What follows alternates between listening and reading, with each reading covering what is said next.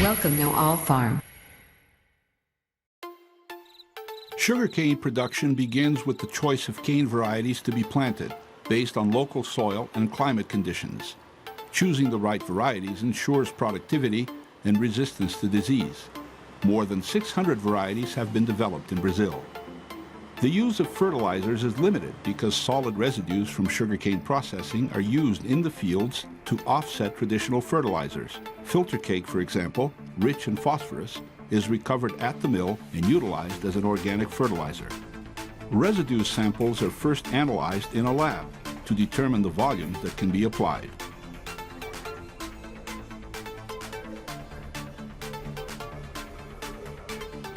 Once the exact contents are known, the residue is loaded onto trucks and carried to the fields.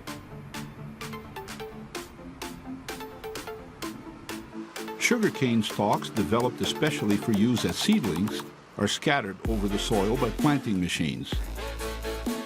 The seeds are actually clumps of sugarcane.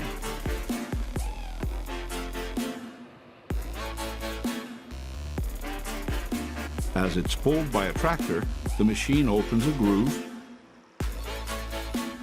separates the clumps, and places them in the soil. On average, a cane field must be replanted every 6 years. Brazil is the world's largest sugarcane producer, responsible for 35% of global production. Cane fields cover about 8 million hectares, or about 20 million acres, or 2.5% of the country's arable land. Another residue of sugarcane processing is known as vinasse. Its contents are rich in potassium and other nutrients. Canal systems are often used to carry the vinasse to various points in a cane field. Applying vinasse as an organic fertilizer is a process known as fertirrigation. The practice is tightly regulated by environmental authorities. It reduces the use of petroleum-based fertilizers, which cuts down emissions that contribute to the greenhouse effect. Biological techniques are also widely used in cane fields. Natural enemies are introduced to fight pests and disease, further reducing the use of industrialized chemicals.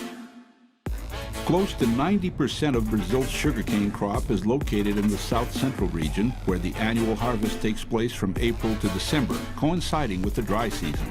Harvesting at that time of the year allows the cane to reach full maturity with optimized sucrose yields. Mechanization is expanding rapidly and already accounts for more than 55% of the harvest in Brazil's top cane-producing state, São Paulo.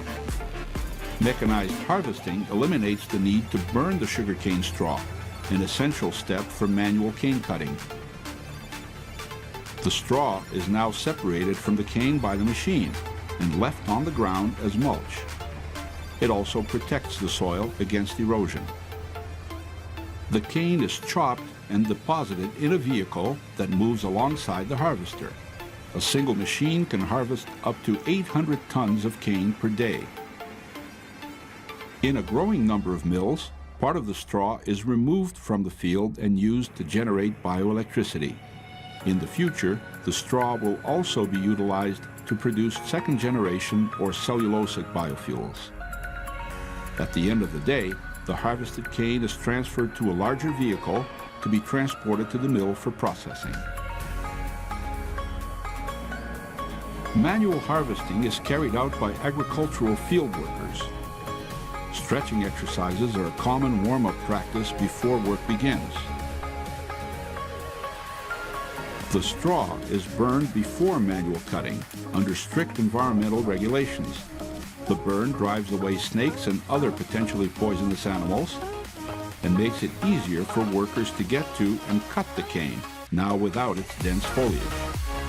Machetes are used to cut the cane stalks always close to the ground, where sugar juices are richer.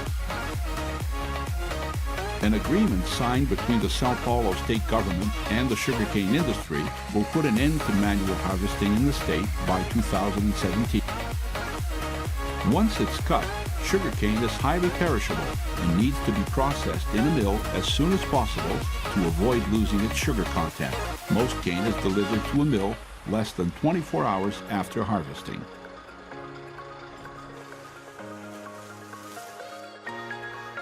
At the mill, once the truck is weighed, a sample of cane is removed and analyzed in the lab. The sucrose content in the cane determines how the industrial process will be carried out. August and September are key months for the harvest in south-central Brazil, when sucrose levels can reach 150 kilos per ton of sugarcane. After the truck is weighed and the testing concluded, processing begins. The cargo is transferred to conveyor belts that carry the cane to the crushing system. Cane that was cut manually is first washed to remove impurities. The water is treated and reutilized. The cane is then chopped up and readied for crushing. Sugarcane harvested by machines is cut into small pieces by the harvester and skips this phase. After the crush, either by rollers or a diffusion system, what's left of the cane stalk is known as bagasse, a fibrous residue that is burned in boilers to generate bioelectricity. The cane juice is used to produce sugar and ethanol. The projected cane crush for the 2010-2011 harvest in south-central Brazil is expected to reach 595 million tons. The juice that results from the cane crush is used to produce sugar and ethanol. Most of Brazil's 430 active mills can produce both. How much of each product is made varies according to market conditions and technical aspects of the mill's design. Juice from the first and second crushes is richer in sucrose and is usually dedicated to sugar production. The first step is to purify the juice, which then undergoes an evaporation and boiling procedure. At this stage, the sucrose is already crystallized. The crystals are isolated in a centrifuge from molasses, which can later be fermented to produce ethanol. The crystals are moved to dryers and then filtered and stored. In all, the process from the arrival of the cane at the mill to the storage of sugar takes 15 hours. Each ton of cane produces about 120 kilos of sugar.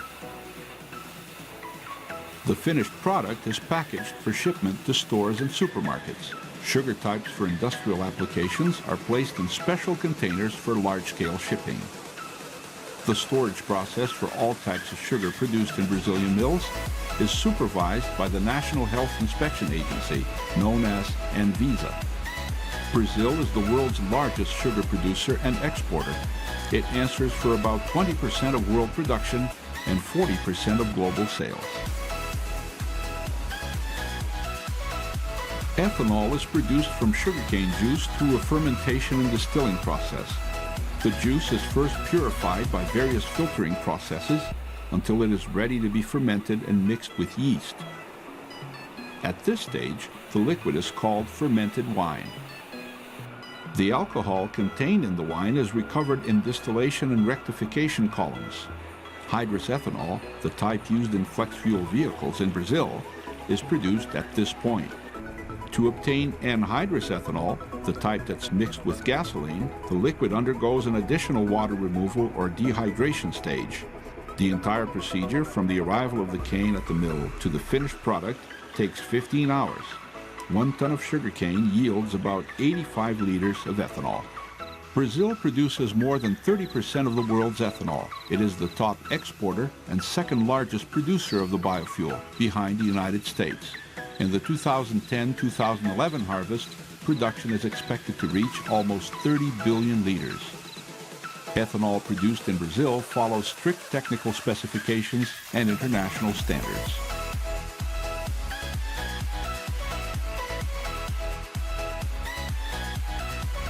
Once it's ready, ethanol is kept in large storage tanks until it's sold. More than 90% of the country's storage capacity belongs to sugarcane processing mills. About 80% of Brazil's ethanol is consumed domestically. Although Brazil is the world's largest ethanol exporter, the global market is still limited and highly volatile. Top international destinations for Brazilian ethanol are the United States and the European Union.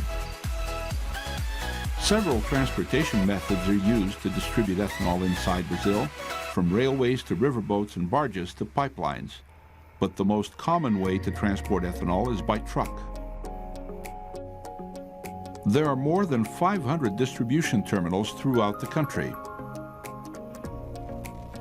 Today, all vehicles on the road in Brazil use ethanol in some way. Those equipped with flex fuel engines use pure hydrated ethanol, while gasoline-powered vehicles use anhydrous ethanol, which is blended with all gasoline sold in the country. Flex fuel cars, introduced in 2003, account for over 90% of new light vehicle sales. Of all vehicles on the road in Brazil in early 2010, 40% are flex. A significant milestone was reached by Brazil's automotive industry in March of 2010, when the 10 millionth flex car was built. Bagasse is the fibrous residue that's left after sugarcane is crushed. 1 ton of cane produces about 250 kilos of bagasse, which accumulates quickly. Large dunes of bagasse are a typical feature of Brazilian cane processing mills. A system of conveyor belts transfers the bagasse from its storage area to boilers, which produce vapor. The vapor powers turbines that generate renewable electricity, or bioelectricity.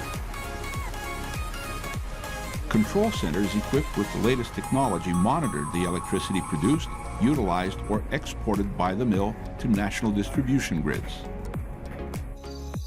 All Brazilian mills are self-sufficient in energy, producing more than enough electricity to cover their own needs. A growing number of mills is generating a surplus, which is sold to power companies and helps to light up numerous cities throughout Brazil. In the near future, bagasse is also seen as an ideal raw material to produce second-generation or cellulosic biofuels. The expanding use of bioelectricity, combined with the wide-scale use of ethanol, explain why sugarcane is already the second largest source on the Brazilian energy matrix, which is considered the cleanest in the world. In early 2010, about 2,000 average megawatts, or 3% of Brazil's electricity needs, were being supplied by sugarcane-based bioelectricity. That total could reach 13,000 average megawatts by 2021 if all potential sources are fully developed. That would be enough to cover the needs of entire countries like Sweden or Argentina.